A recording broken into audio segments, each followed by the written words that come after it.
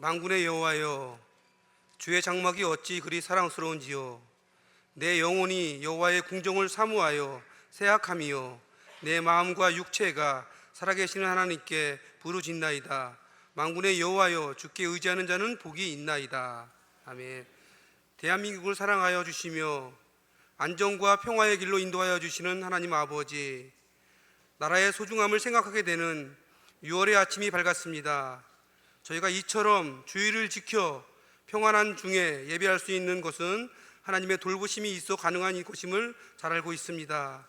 내가 태어나서 자라고 꿈을 펼칠 수 있으며 자유롭게 신앙생활을 할 수 있는 이 나라를 더욱 소중하게 여기는 애국의 마음도 깊어지게 하옵소서.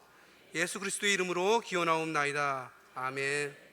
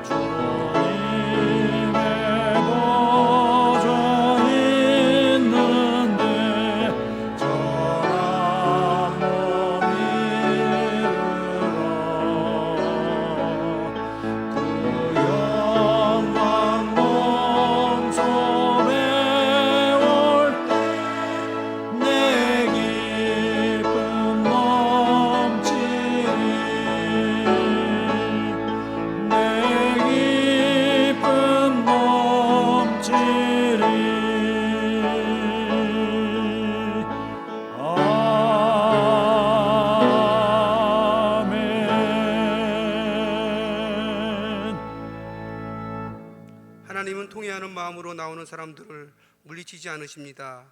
이제 우리 모두 함께 진정으로 우리들이 저지른 죄를 뉘우치고 고백합시다. 자유와 평화를 주시는 하나님, 6월을 맞이하여 무너진 나라를 재건하기 위하여 눈물로 기도했던 느헤미야와 이스라엘을 묵상합니다. 저들은 폐허가 된 나라를 바라보며 애통하며 한마음으로 예루살렘 성벽을 수축하는 일에 앞장섰습니다. 수문앞 광장에 다 같이 모여 율법을 읽으며 나라를 향한 하나님의 뜻이 무엇인지를 깨닫고 하나님을 경외하는 사람으로 나라의 일꾼을 삼았습니다. 이러한 성경의 내용과 비교해 보니 오늘 우리의 모습은 너무나 부끄럽습니다. 세금을 탄류하는 자가 있습니다. 정당한 병역에 의미에서 도피하는 자가 있습니다. 개인의 영달과 축제를 위해 경제 질서를 어지럽히는 자가 있습니다. 정치와 경제와 안보와 교육 등 이 나라 각 분야에서 발생하고 있는 죄악을 용서하여 주옵소서. 예수님의 이름으로 이 고백의 기도를 드립니다. 아멘. 모든 사람이 죄를 범하였음에 하나님의 영광에 이르지 못하더니 그리스도 예수 안에 있는 속량으로 말미암아 하나님의 은혜로 값없이 의롭다 하심을 얻은 자 되었느니라. 아멘. 여호와께서 다스리시리니 땅은 즐거워하며 허다한 섬은 기뻐할지어다.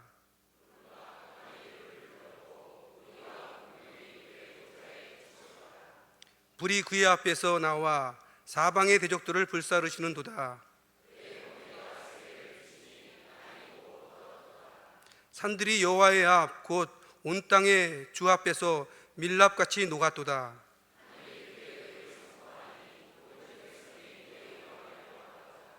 조각한 신상을 섬기며 험한 것으로 자랑하는 자는 다 수치를 당할 것이라.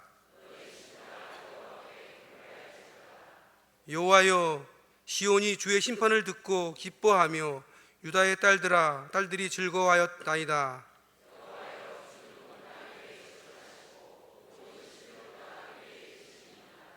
여호와를 사랑하는 너희여, 악을 미워하라.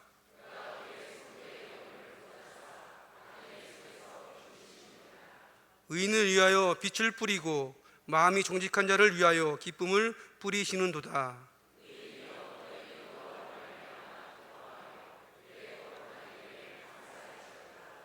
아멘.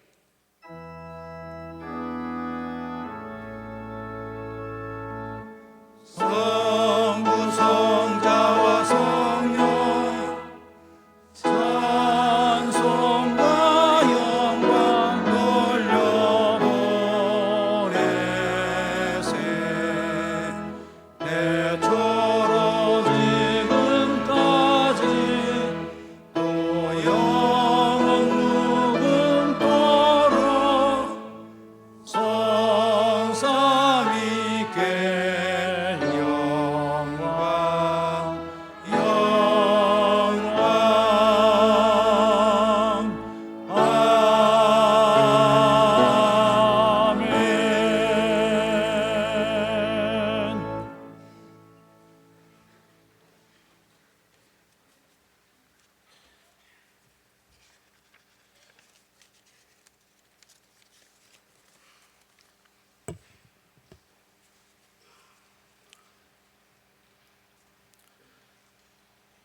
언제나 우리의 삶의 중심이 되시고 생사화복을 주관해 주시는 사랑의 하나님, 하나님 은혜에 감사와 찬양과 영광을 올려드립니다.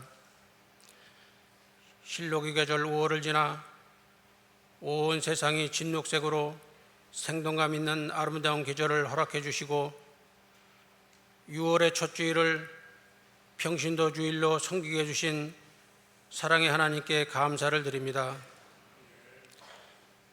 이 시간 저희들의 지나온 삶을 되돌아보고 저희들 마음속에 부질없는 욕심과 이기심으로 가득 차 세상 속에서 온갖 부끄러웠던 저희들의 민낯을 주님 앞에 내려놓고 회개하오니 용서하여 주시옵소서. 믿음의 자녀라고 고백하면서도 양심과 품격을 갖추며 살지 못했고 말씀의 준에 살지 못한 나태해진 저희들의 믿음을 회복시켜 주시고 저희들의 신앙이 올바르게 정립되어지는 귀한 시간으로 인도해 주시옵소서.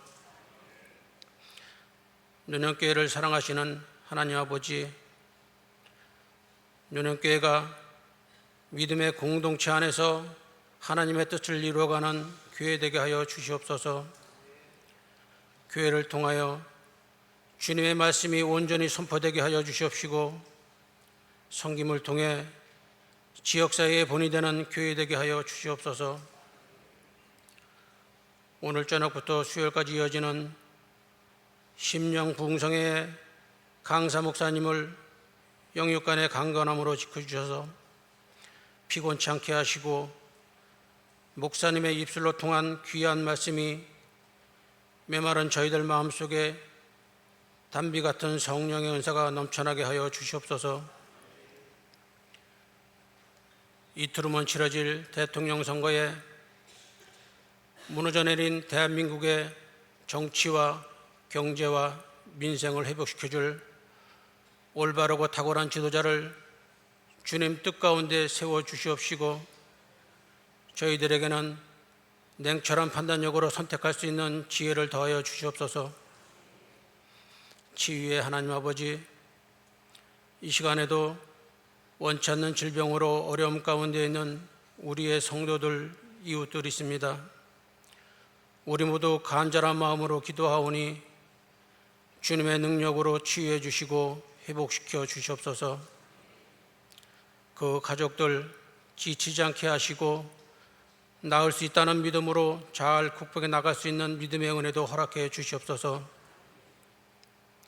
또한 여러 가지 사정으로 경제적 어려움 가운데 있는 성도들에게도 모든 여건이 회복되게 하여 주셔서 물질적 축복으로 감사가 넘쳐나는 가정들 되게 하여 주시옵소서. 이 시간 사람들을 위한 기도란 제목으로 생명의 말씀을 대언하실 담임 목사님, 성령의 권능으로 붙잡아 주시고 듣는 저희들 마음에 아멘이 넘쳐나는 은혜의 시간 되게 하여 주시옵소서. 귀한 찬양을 올려드리는 시온 찬양대와 오케스트라 대원들을 축복해 주시고 대원들의 수고를 섬긴 가운데 영광받아 주시옵소서. 평신도주의를 맞이하는 저희 모두의 믿음이 성숙되어지기를 간절히 바라오며 예수님 이름으로 기도드렸습니다. 아멘. 하늘에 계신 우리 아버지여, 이름이 거룩히 여김을 받으시오며 나라가 임하시오며 뜻이 하늘에서 이루어진 것 같이 땅에서도 이루어지이다.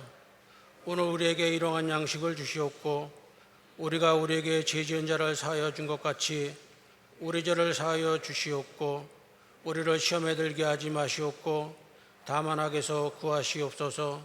나라와 권세와 영광이 아버지께 영원히 있사옵나이다. 아멘.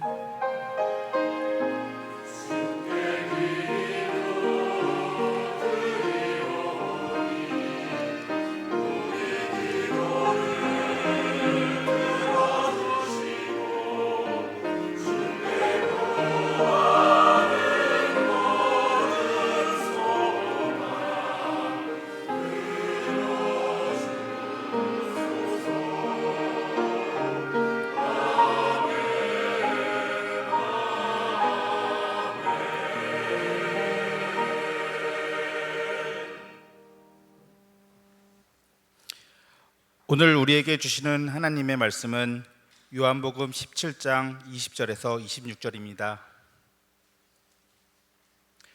요한복음 17장 20절에서 26절입니다.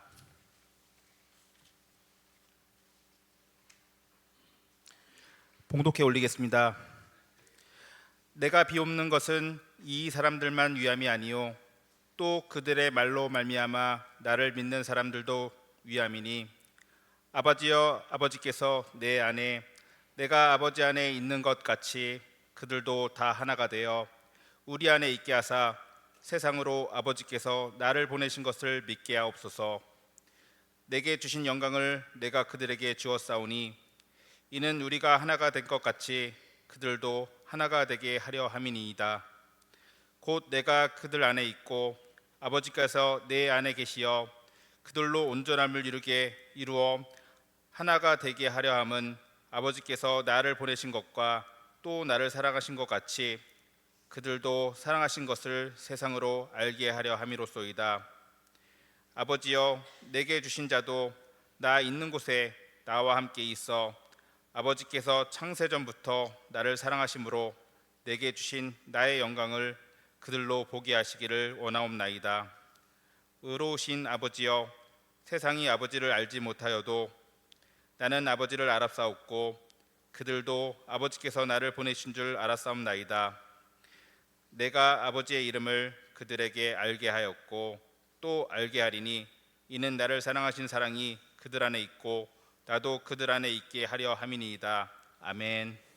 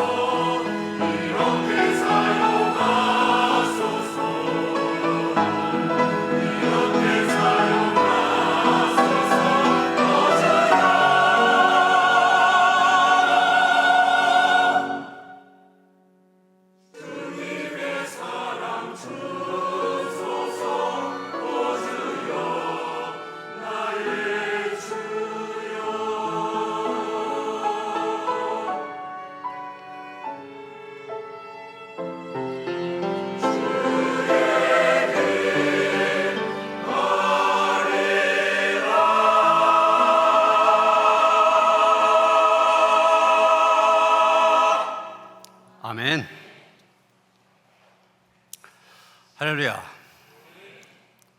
오늘은 47번째 맞이하는 평신도 주일입니다. 우리 감리교에서는 1279년 평신도 주일을 제정해서 평신도가 누구냐, 자기 정체성을 확실히 알고 또 평신도의 삶이 무엇이냐, 삶을 일깨우는 그런 날로 지키고 있습니다.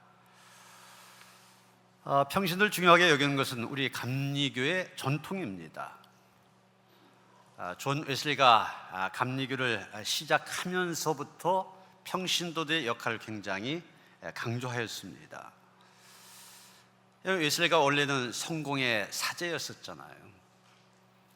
근데 이 웨슬리를 중심으로 해서 많은 사람들이 모이기 시작합니다. 그래서 감리교회가 시작이 되어지는데 너무나 많은 사람들이 왔어요. 그래서 이 사람들을 잘 돌보고 관리하기 위해서 웨슬리가 한 일이 평신도들을 잘 훈련시키는 일입니다. 평신도 지도자들 훈련시켜서 연합신도회라든지 속회라든지 밴드라든지 이런 여러 소그룹들이 있었는데 이 소그룹들을 인도하도록 했습니다. 지금 속회처럼 그들 영적으로 인도하고 그들에게 말씀을 전하고, 그러면서 또 평신도들 설교도 하도록 훈련시켰어요. 그래서 이 평신도 설교자들이 많이 배출되어서 이 사람들이 순회 설교자가 되어 영국뿐만이 아니라 잉글랜드, 스코틀랜드, 아일랜드까지 순회하면서 설교하여서 감리교회 부흥과 성장에 큰 역할을 하도록 하였습니다. 여러분, 이런 것들 보수적인 장로교회에서는 상상할 수 없는 일입니다. 어떤 장로교회는 평신도는 이 강단 위에 올라오지 못해요. 설교는 말할 것도 없고. 우리 지난 주간에 장로님들이 이 단에서 설교하셨잖아요. 오늘도 집사님, 권사님, 장로님들이 순서를 맡았지 않습니까? 있을 수 없는 일이에요, 보수적인 교단에서는. 그런데 이게 우리 감리교의 큰 장점, 또 어떻게 보면 독특한 그런 모습입니다. 평신도를 영어로 레이 이렇게 말하는데 이 말은 히라보 라이코스라는 말에서 왔습니다. 라이코스, 백성을 의미합니다. 베드로전서 2장 9절에 보면 평신도의 본질에 대해서 얘기하고 있는데 뭐라고 했냐면, 오직 너희는 택하신 족속이요 왕같은 제사장들이요 거룩한 나라요 그의 소유된 백성이니, 이렇게 말하고 있습니다. 여러분, 우리가 일반적으로 평신도 어떤 뜻입니까? 목사, 신부 이런 성직자들과 구별된다는 의미에서 평신도라는 말 씁니다. 그런데 지금 베드로에 의하면 성직자나 평신도와 똑같이 왕같은 제사장이라고 했습니다. 누구든지 구약시대와는 다릅니다. 예수 그리스도를 구주로 영접하면 제사장의 특권을 누릴 수 있게 되었습니다. 여러분, 구약의 제사장 아무나 될 수 없잖아요. 아론의 후손 가운데, 레위 족속 아론의 후손 가운데 구별된 몇 사람만 제사장으로 세웠습니다. 그래서 일반 백성들은 제사를 드릴 때에도, 제물을 바칠 때에도, 죄사함을 받을 때도 이 제사장들의 도움을 받아야만 했습니다. 그것은 구약시대 얘기고, 이제는 신약시대, 예수님께서 십자가에서 우리의 죄를 해결하셨습니다. 그게 누구든지 모든 성도들 제사장의 신분을 갖게 되었습니다. 그래서 지금은 누구든지 예배를 드릴 수 있습니다. 누구든지 예수의 이름으로 죄사함을 받을 수 있습니다. 누구든지 직접 하나님께 나아갈 수 있습니다. 목사라든지 신부라든지 도움을 받아야만 하나님께 나아갈 수 있는 것이 아닙니다. 우리 모두가 왕같은 제사장, 제사장의 신분을 가지고 하나님께 나아갈 수 있습니다. 이것이 하나님께서 우리에게 주신 특권입니다. 여러분, 오늘의 본문을 포함하고 있는 요한복음 17장 이 전체를 가리켜서 제목이 붙어 있는데, 대제사장적인 기도, 이런 제목이 붙어 있습니다. 예수님의 마지막 고별 기도인데 그런 제목을 붙었어요. 이 기도 안에 내용을 보면은 이제 십자가를 목전에 두고 구속의 희생 제물로 자신을 드리고자 하는 예수님의 헌신의 기도가 이 가운데 들어있고, 동시에 남겨질 제자들 그리고 앞으로 자신을 믿게 될 모든 성도들을 위한 중보 기도가 여기에 들어있습니다. 좀 더 분석해서 말씀을 드리면 1절서부터 4절까지는 성자 예수님 자신과 성부 하나님의 영광을 구하는 기도입니다. 그리고 6절서부터 19절까지 제자들을 위하여서 중보 기도한 내용입니다. 그리고 오늘의 본문인 20절서부터 26절 보면 나를 믿는 사람들에게 했습니다. 즉 예수를 믿는 모든 사람들을 위한 기도입니다. 여러분, 이 대제사장적인 기도에서 예수님 믿는 우리들을 위하여서, 믿는 우리 모두를 위하여서 무엇을 간구하고 있습니까? 첫째는 하나됨을 간구하고 있습니다. 21절 보시면 아버지께서 내 안에 내가 아버지 안에 있는 것 같이 그들은 믿는 사람들을 가리키는 거죠. 믿는 사람들도 다 하나가 되어 우리 안에 있게 해달라고 기도하고 있습니다. 22절에서도 내게 주신 영광을 내가 그들에게 주었사오니 이는 우리가 하나가 된 것 같이 그들도 하나가 되게 하려 함이니이다. 성도들의 하나됨을 위해서 기도하셨습니다. 23절 마찬가지입니다. 곧 내가 그들 안에 있고 아버지께서 내 안에 계시어 그들로 온전함을 이루어 하나가 되게 하려 함은, 역시 하나됨을 위해서 기도하셨습니다.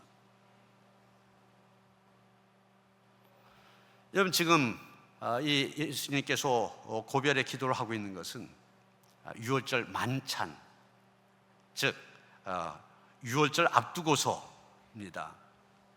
근데 여기까지 오는 길, 사실 예루살렘을 향한 길, 예수님께서 십자가를 지기 위해서 가는 길이었지 않습니까? 근데 예수님은 예루살렘에 올라가서 십자가를 진 다음에 못 박아 죽게 된 그런 상황에 예루살렘으로 가고 있는데, 그때 제자들 어땠습니까? 제자들은 서로 다퉜습니다.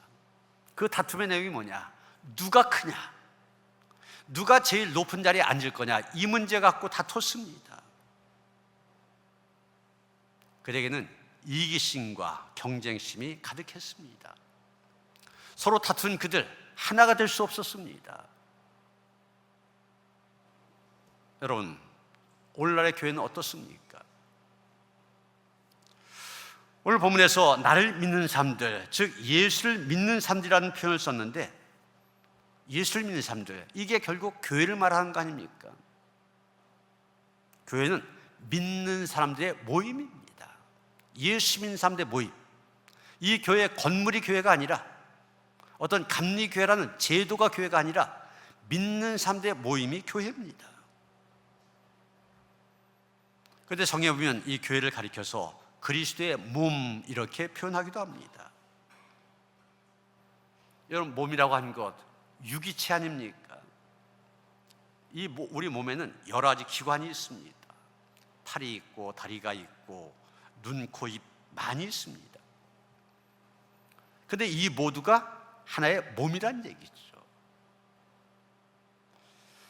그런데 여러분, 예를 들어서 우리의 팔이 잘리고 다리가 잘린다.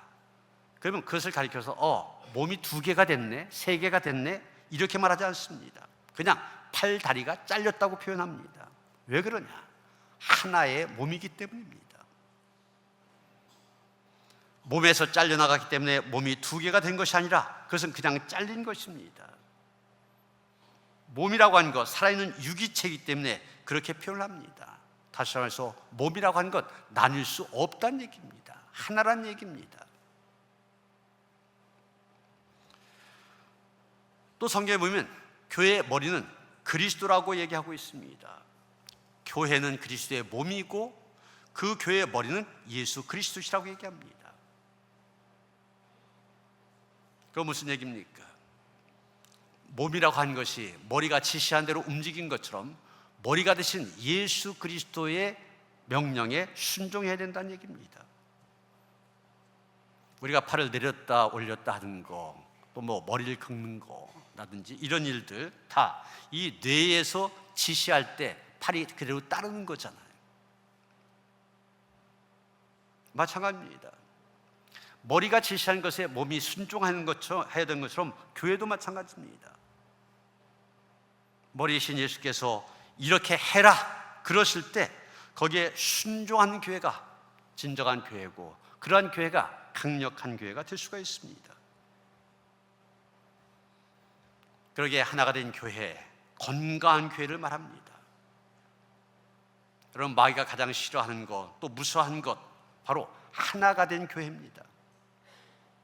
반대로 마귀가 가장 좋아하는 것, 교회가 하나 되지 못한 것입니다. 그래서 마귀는 할 수만 있으면 교회가 분열되도록 여러 가지로 공격하고 시험을 하는 것입니다. 이런 교회가 분열될 때 가만히 보면 여러 가지 주장들이 나오는데 완전히 틀린 얘기는 아닙니다. 다 일리가 있습니다. 그런데 굉장히 정의롭고 좋은 주장인 것 같지만 그 주장을 통해서 교회가 분열된다, 그것은 결코 좋은 주장이 아닙니다. 아무리 그 내용이 좋다 할지라도 교회를 분열시키는 것 악한 주장입니다. 그것은 사탄이 좋아하는 일이지 주님이 원하시는 일이 아닙니다. 교회의 역사를 봐도 그렇습니다.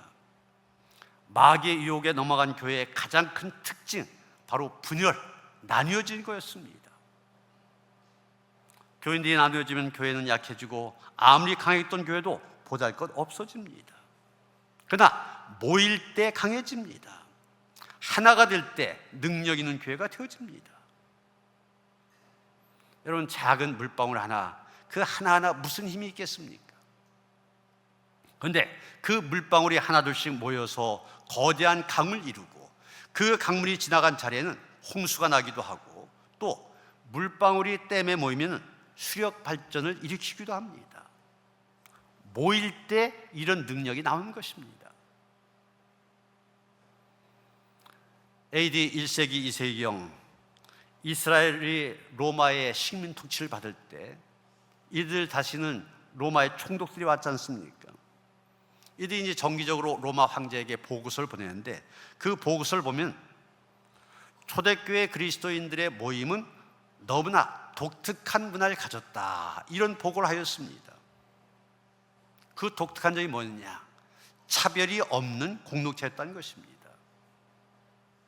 유대인들끼리 따로 모이고 히라빈들끼리 따로 모이고 로마인들끼리 따로 모이고 이런 것이 없었습니다. 어떤 벽도 없었고 담도 없었고 차별도 없었습니다. 기독교인들이 모이는 곳에 노예나 주인 사이의 차별이 없었습니다. 남자와 여자의 차별도 없었습니다. 유대인과 이방인 사이의 차별도 없었습니다. 당연히 그런 교회 공동체에 어떤 사람들이 몰려왔겠습니까? 노예들, 여자들, 이방인들이었습니다. 사람 대접받지 못한 그 사람들 교회 안에 들어오면 대접을 받습니다. 그러니까 그 사람들이 들어오는 거예요. 이런 1세기에 하나된 교회, 차별이 없는 교회를 보면서 세상 사람들은 야, 놀랍다, 참 새롭다, 세상에 어떻게 이런 모임이 있을 수 있을까, 그러면서 그 사람들이 교회로 몰려들었습니다. 온 백성들에게 칭송받는 교회가 되어졌습니다. 사람들이 하나된 공동체를 보면서 호감을 갖게 되고 교회로 오게 됩니다. 하나된 공동체, 이렇게 사람들을 끌어들이는 힘이 있습니다. 이걸 흡인력이라고 얘기합니다. 그래서 에베소 4장 3절에 보면 사도 바울 이렇게 권면합니다. 평안에 매는 줄로 성령이 하나 되게 하신 것을 힘써 지키라. 하나됨 적당히 해도 되는 것이 아닙니다. 우리가 힘써 지켜야 하는 것입니다. 하나됨이라고 한 것, 그냥 가만히 있으면 저절로 되는 것이 아니라 힘써 지켜야만 가능한 것이라는 얘기입니다. 힘써 지키지 않으면 하나됨이 깨질 수 있습니다. 힘써 지키지 않으면 하나되기가 힘이 듭니다. 우리가 하나 될 때에만 교회는 강력한 힘을 발휘할 수 있게 되는 것입니다. 두 번째 예수님이 믿는 우리 위하여 간구하신 것은 사랑입니다. 23절 보시면 곧 내가 그들 안에 있고 아버지께서 내 안에 계시어 그들로 온전함을 이루어 하나가 되게 하려 함은 아버지께서 나를 보내신 것과 또 나를 사랑하신 같이 그들도 사랑하신 것을 세상으로 알게 하려 함이로소이다. 이렇게 예수님 기도하고 계시는데, 믿는 사람들이 사랑, 곧 하나님의 사랑을 알게 해달라고 간구하고 계신 겁니다. 사랑하신 것 번역이 되어져 있는데 원래 원어로 에가페사스입니다. 하나님의 사랑을 의미합니다. 그런데 여러분, 그 하나님의 사랑 어떤 것입니까? 모든 것을 아낌없이 주시는 사랑입니다. 독생자까지 아낌없이 주시는 사랑, 그 사랑이 바로 하나님의 사랑 아닙니까? 요한복음 19장 33절 34절에 보면 이런 말씀이 나옵니다. 예수께 이르러서는 이미 죽으신 것을 보고 다리를 꺾지 아니하고 그중 한 군인이 창으로 옆구리를 찌르니 곧 피와 물이 나오더라. 예수님이 십자가에 달려 돌아가셨을 때 그 이후의 모습입니다. 예수님은 우리를 위하여 피 한 방울, 물 한 방울 다 쏟으셨습니다. 우리를 사랑하시기 때문에 우리를 위하여 마지막 피 한 방울까지 다 흘리셨습니다. 바로 그 사랑을 알고 그 사랑으로 살아야 한다는 것입니다. 교직자로 35년 동안 일하시다가 퇴직하신 장로님이 계셨습니다. 퇴직은 하고 나니 몸은 아직도 건강하지만 할 일이 없었습니다. 그래서 큰아들이 운영하는 치과 병원에 가서 내가 너를 도울 일이 없겠니? 물어봤습니다. 그랬더니 큰아들, 나름대로 아버지를 생각한다 그러면서 아버지 괜찮아요. 제가 다 알아서 할 테니 걱정 마세요. 그런 겁니다. 자기를 위한 말이라는 걸 알면서도 그 말이 얼마나 서운한지 몰랐다는 거예요. 그런데 둘째 아들한테 전화가 왔습니다. 둘째 아들 할머니, 아버지, 제 차를 집에 두었는데요, 시간이 있으시면 기름 좀 넣어주세요. 그런 겁니다. 그래서 아들 집으로 가봤더니 정말 기름 다 떨어졌고 세차도 하지 않아서 엉망이었고 오일도 바꿔야 할 때가 한참 지났습니다. 이 아버지가 하루 종일 그 차를 운전해서 거기에 기름도 채우고 세차도 하고 오일까지 갈아 놓았습니다. 물론 아버지가 자기 돈을 써가면서 그렇게 하루를 보낸 겁니다. 그런데 얼마나 기분 좋은 하루였는지 모른다는 겁니다. 내가 아들을 위해서 할 수 있는 일이 있다고 한 것 얼마나 좋은 일입니까? 여러분, 이것이 아버지의 마음입니다. 아버지의 사랑입니다. 하나님의 마음이 그렇고 하나님의 사랑이 그렇습니다. 우리는 이 하나님의 마음, 이 하나님의 사랑을 알아야 된다는 것입니다. 이 사랑이 우리로 하여금 일어서게 합니다. 힘을 내게 합니다. 절망적인 상황에서 소망을 갖게 합니다. 사도 바울은 로마서 8장 38절 39절에서 말합니다. 사랑, 생명, 사망, 생명, 천사들, 권세자들, 현재일, 장래일, 능력, 높음, 깊음, 그 어떤 피조물이라도 우리를 우리 주 그리스도 안에 있는 하나님의 사랑에서 끊을 수 없으리라 얘기하고 있습니다.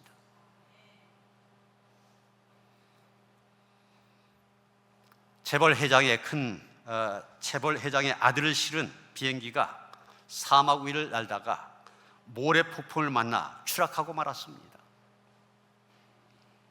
비행기 추락 사고를 들은 아버지는 수색대를 조직하여 며칠 동안 정신없이 사막 샅샅이 뒤졌습니다. 그러나 불행하게도 어디가 추락 지점인지 이 모래 폭풍에 모래로 뒤덮여 있어서 흔적조차 찾을 수가 없었습니다. 그러니 생사를 알 길이 없었습니다. 결국 아들은 찾지 못하고 추락한 비행기와 조종사의 시체만 발견하게 되었습니다. 그런데 아버지에게는 아들이 꼭 살아있을 것이라는 확신이 있었습니다. 그래서 어떻게 하면 이 아들을 구출할 수 있을까 방법을 찾기 시작합니다.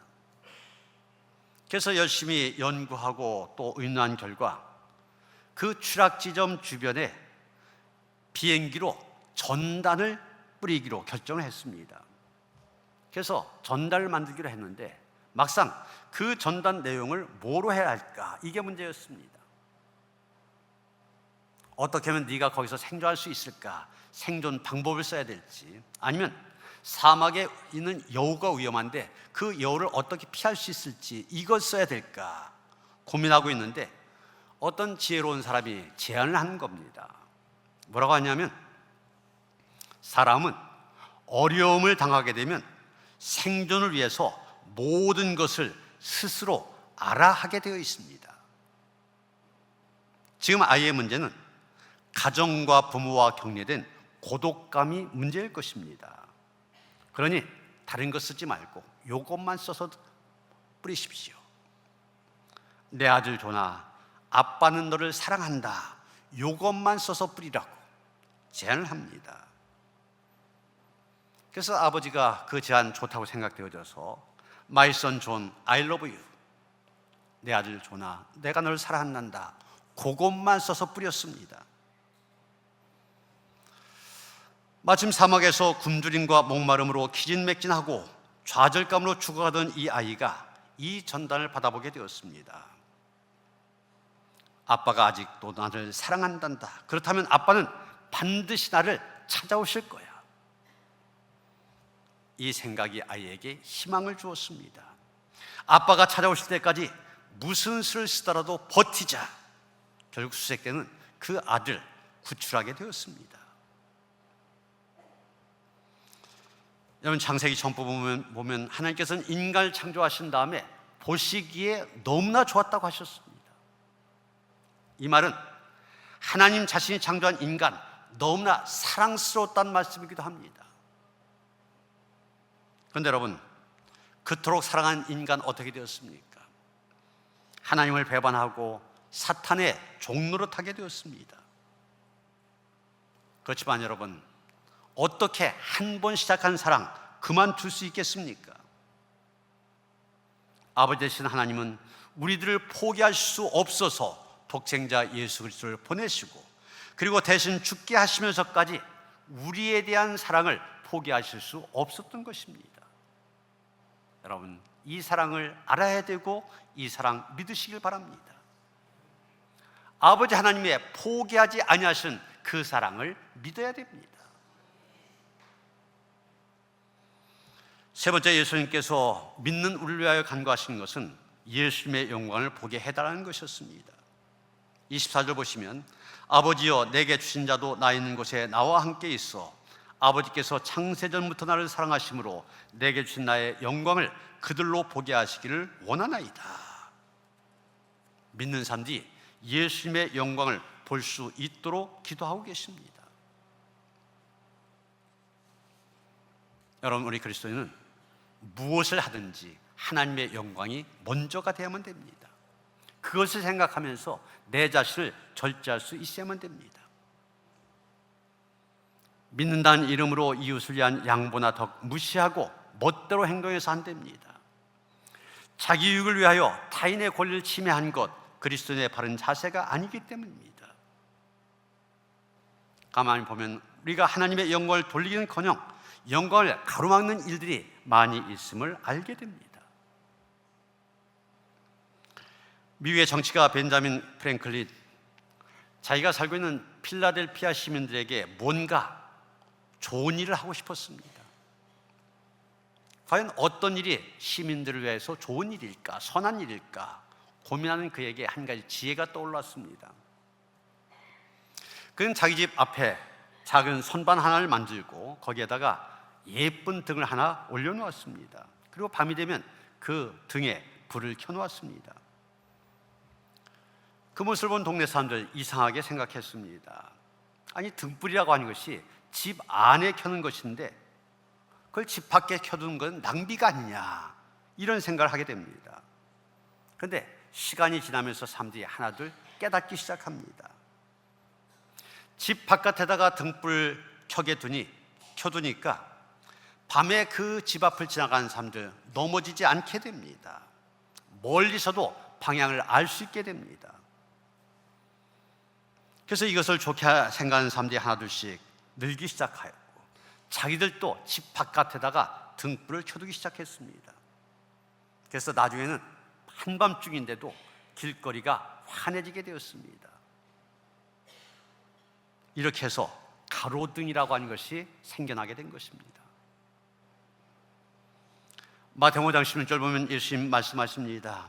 이같이 너희 빛이 사람 앞에 비치게 하여 그들로 너희 착한 행실을 보고 하늘에 계신 너희 아버지께 영광을 돌리게 하라.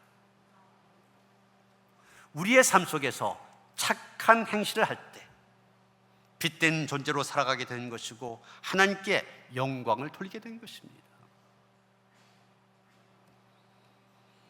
직장 사역을 하시는 방선기 목사님이라고 계셨는데, 이분에게 직장 생활하는 친동생이 있었습니다. 그런데 이 동생이 어느 날 아이를 입양하게 되었습니다. 그랬더니 주위에 믿지 않는 사람들이 이렇게 말하더라는 거예요.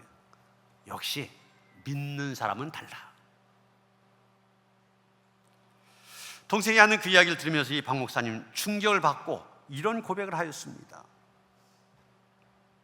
내가 교회 생활 열심히 하고 11조 열심히 하고 성경 많이 읽는 것을 보고 그 어떤 불신자도 역시 믿는 사람은 달라 이런 말 하지 않았습니다. 그런데 내 동생이 입양한 것을 보고 모두가 할 것 없이 한 입으로 역시 믿는 사람은 달라 그런 것입니다. 세상에 감동을 주고 예수님을 전할 수 있는 길은 바로 우리 믿는 자들의 선한 삶임을 깨닫게 되었습니다. 여러분, 우리가 헌신, 사역 이런 말 쓰는데 이 교회 안에서만 한 것이 아닙니다. 가정도 직장도 헌신과 사역의 현장이 되어야 됩니다. 이 교회 안에서뿐만이 아니라 가정과 일터에서도 항상 하나님의 뜻을 분별하며 살아야 됩니다. 그럴 때 그것이 하나님께 영광이요, 그 하나님께서 우리 교회 또 우리의 가정, 우리의 일터의 삶 풍성한 은혜로 함께 하실 것입니다. 사랑하는 성도 여러분, 하나님께서는 예수 믿는 우리들 왕같은 제사장으로 불러주셨습니다. 그리고 예수님 그런 우리를 위하여 기도하십니다. 우리의 하나됨을 위해 기도하십니다. 예수님을 따라 사랑의 길을 걷도록 기도하십니다. 있는 곳에서 선한 삶으로 하나님의 영광 드러내기를 기도하십니다. 이 기도가 우리의 삶 속에, 믿음의 삶 속에 그대로 이루어진 은총이 충만하시기를 주님의 이름으로 축원합니다. 우리를 위한 예수님의 대제사장의 기도가 그대로 이루어지기를 원합니다. 우리로 하여금 그 기도대로 살게 하시고 그 기도가 이루어짐으로 인하여서 하나님께만 영광이 되어지는 우리 모두가 되게 하여 주시옵소서. 예수 그리스도 이름 받들어 기도하여 싸움나이다. 아멘.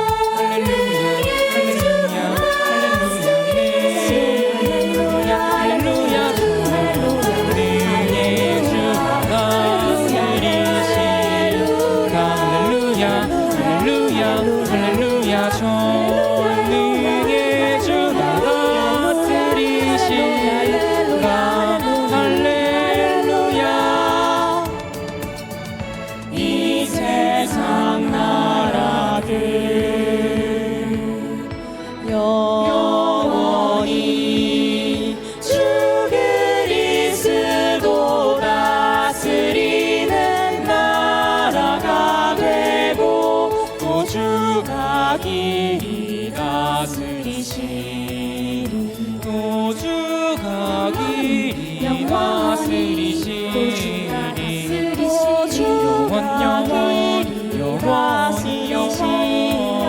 영원히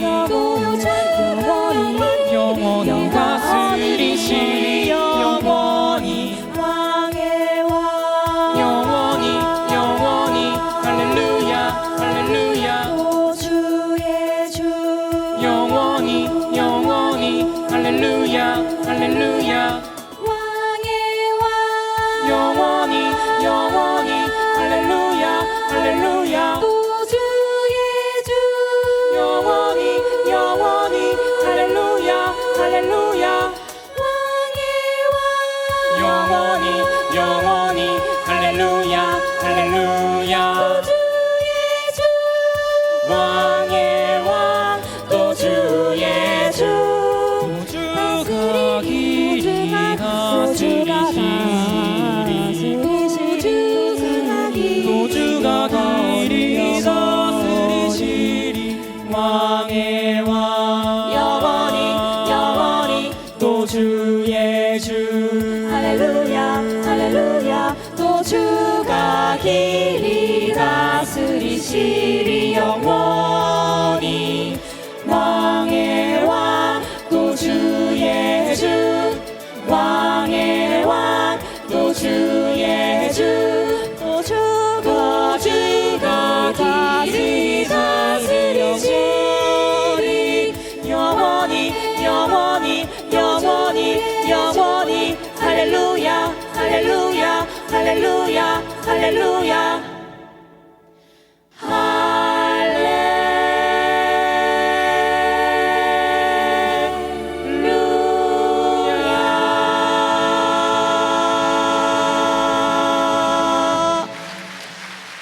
아멘.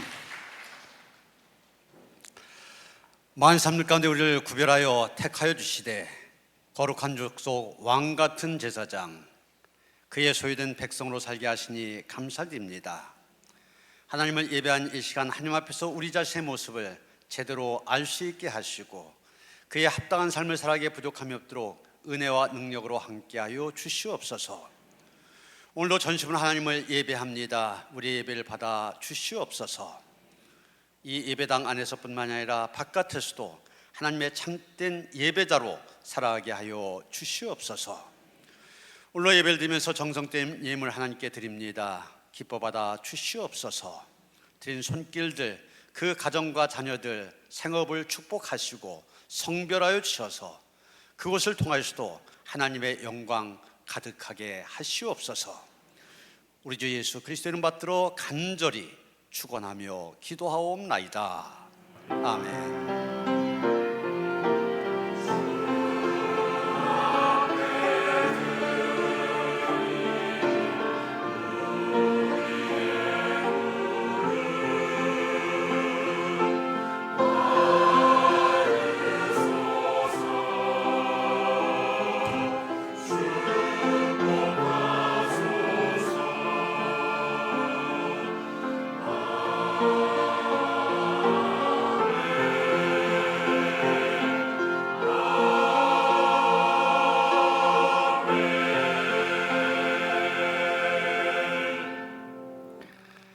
오늘은 좀 이렇게 인사하셨으면 좋겠습니다.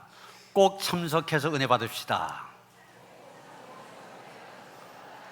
소리가 작네요. 한 번 더 크게 한번 하시겠습니다. 꼭 참석해서 은혜 받읍시다.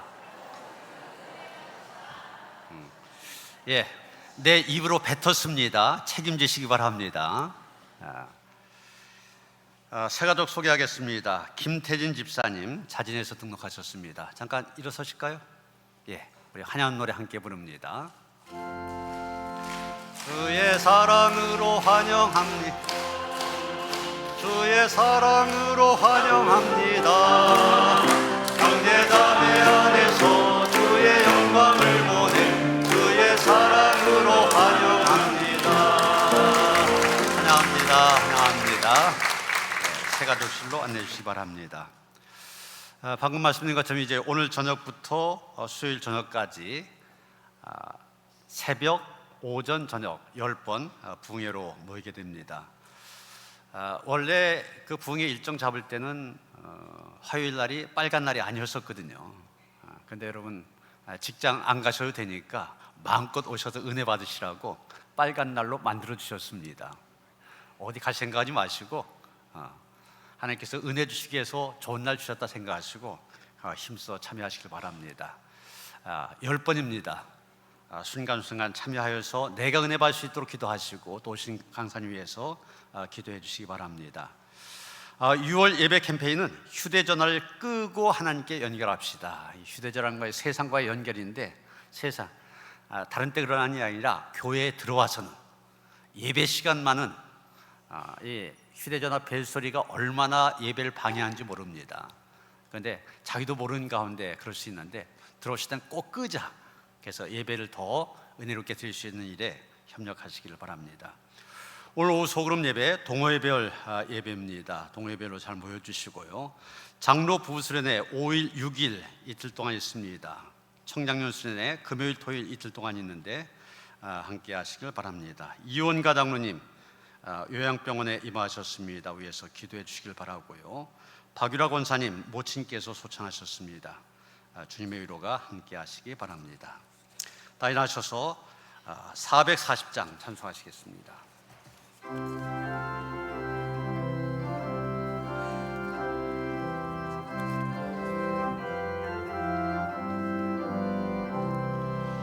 어디든지 예수 나를 이끌면 어디든지 예수 함께 가려네. 예수 함께 하니 가면 나고 예수님과 동행하면 겁없네. 어디를 가든지 겁낼 것 없네. 어디든지 예수 함께 가려네. 세상 친구 모두 나를 떠나도 주와 동행하면 외로움 없겠네. 가는 길이 위태하고 험해도 어디든지 예수 함께 가려네. 어디를 가든지 겁낼 것 없네. 어디든지 예수 함께 가려네. 어두운 그늘 나를 헤워살 때에 주가 함께 계심 믿고 자려네. 죽은 후에 천국에서 태어나 예수 함께 길이 길이 살리라. 예수를 가든지 겁낼 것 없네. 어디든지 예수 함께 가려네.